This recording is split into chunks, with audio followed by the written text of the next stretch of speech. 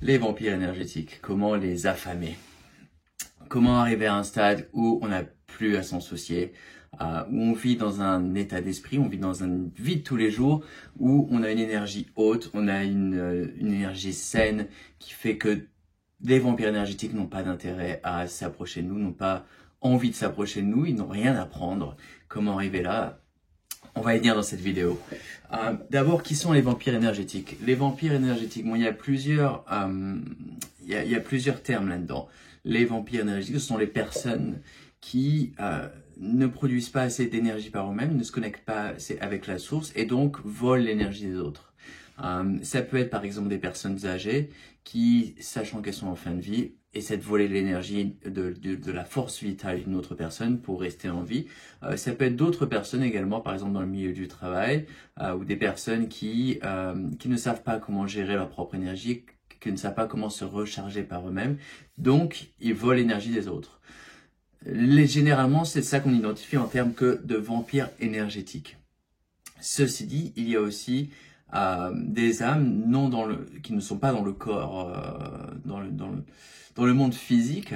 On peut les appeler des entités, on peut les appeler des âmes non incarnées, qui peuvent avoir une influence et peuvent essayer de voler également de l'énergie d'autres personnes. Donc il faut savoir comment s'en garder, il faut être conscient quand ça arrive, être conscient de ce fait-là et garder son énergie, ou alors, les thèmes de la vidéo, monter à un niveau d'énergie suffisamment haut où ils n'ont pas d'intérêt à vous. Ils n'ont pas d'intérêt de s'approcher à vous. Ça m'apporte rien, j'ai rien. L'énergie est trop haute, je n'arrive pas à la voler. C'est ça. Quand on arrive à un niveau de fréquence, de vibration, au niveau énergétique, on est suffisamment haut. Cette nourriture-là n'est pas appréciable par certaines entités non incarnées, ça les dégoûte. Ils n'arrivent pas à prendre cette énergie-là.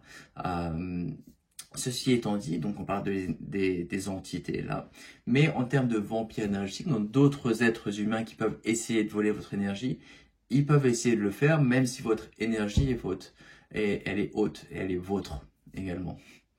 Ils peuvent essayer de voler votre énergie, mais si vous êtes conscient de cela, vous en gardez, vous apportez une protection, il n'y a pas de peur, il n'y a pas de danger à se faire. Vous êtes toujours protégé de toute façon par vos anges, par vos guides. Et une fois que vous êtes conscient de ça, une fois que vous pouvez renforcer cette protection, il n'y a vraiment aucun souci à se faire. Même s'il y a des moments où vous êtes un peu fatigué, où il y a des moments où vous avez beaucoup de choses dans votre tête, beaucoup de choses à faire, il est toujours important de rester conscient de ces réalités, de rester conscient de votre champ énergétique et de garder ces énergies pour rester dans votre propre espace, mais en faire en sorte que vos vibrations soient toujours hautes. En termes de voler, quand on parle de voler l'énergie des autres, ces personnes-là qui essaient de voler votre énergie, elles dépendent de vous et non pas l'inverse. Donc, il y a un échange d'énergie qui est pas sain. C'est pas même pas un échange, c'est un vol d'énergie.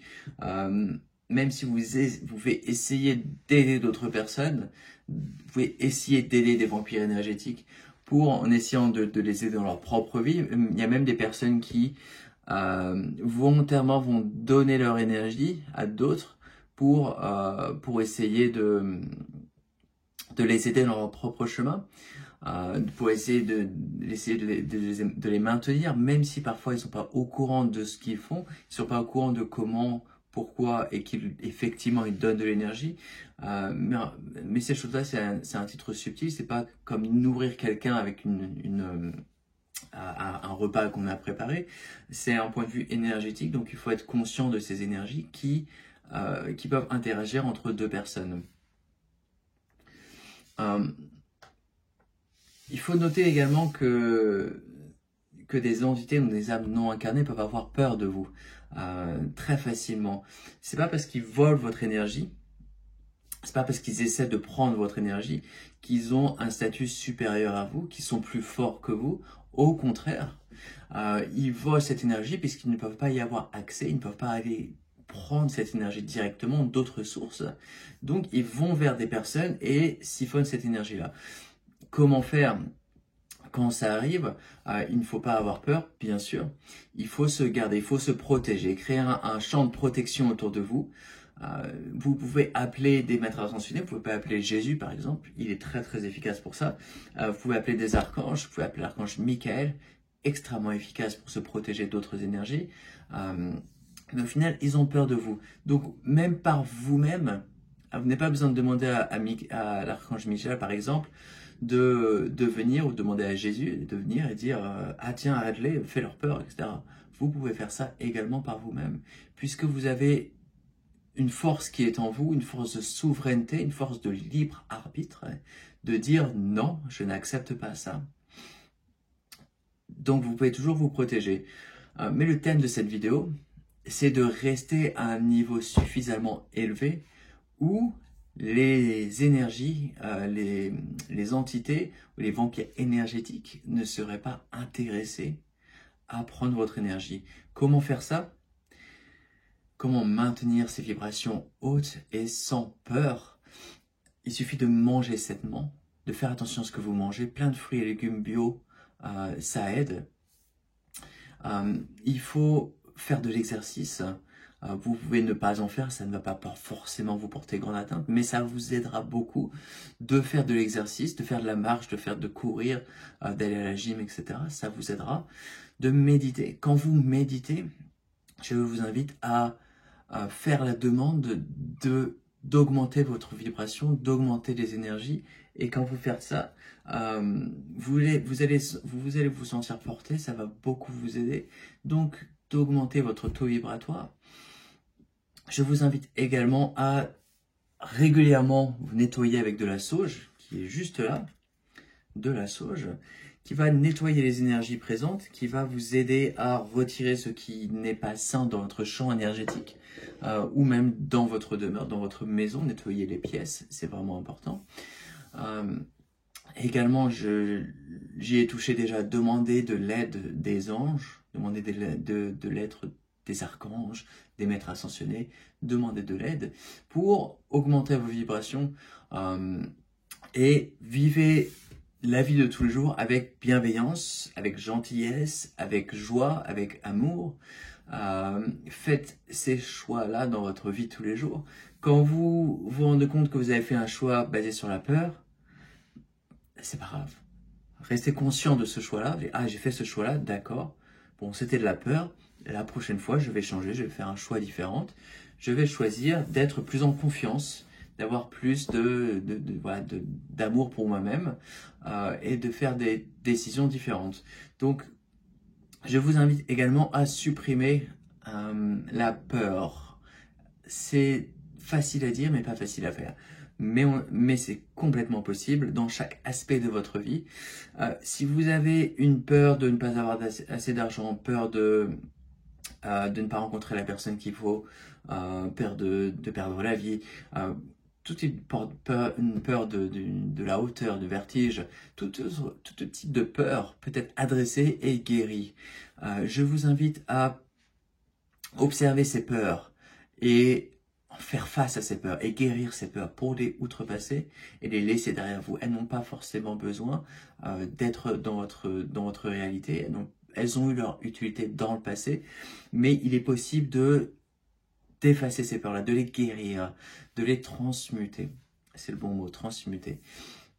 Une fois que vous avez fait cet aspect-là, vous allez augmenter vos vibrations, vous allez rester dans un état de haute fréquence, de joie, de béatitude, même si forcément vous allez avoir des épreuves, même si vous allez continuer à avoir des leçons, des expériences qui peuvent vous faire douter, etc.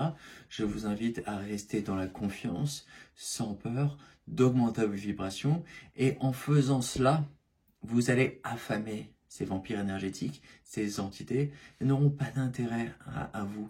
Donc, même s'ils essaieront, vous allez rester là fort, et vous allez dire non, je n'accepte pas. Je n'accepte pas cette situation. Je reste fort dans mon champ énergétique. Je reste fort dans ma propre réalité et je n'accepte pas qu'on me vole mon énergie. Vous restez sans peur, vous restez avec une énergie haute et vous aurez plus de facilité dans votre chemin évolutif, dans vos expériences, dans votre chemin, votre développement spirituel. Vous allez avoir plus de facilité puisque vous n'aurez pas d'autres personnes, d'autres entités qui essaieront de voler votre énergie. Vous allez les affamer. Comme on dit dans le milieu, à chaque fois qu'on sourit, un reptilien meurt, s'affame. Mais c'est pas forcément bien de vouloir leur mort, de vouloir leur faire du mal, etc.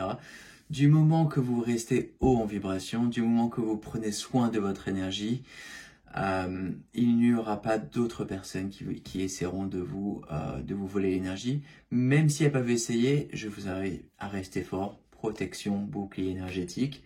Demandez Archange Michael par exemple, ou Jésus, etc. Voilà. J'espère que ça vous aidera.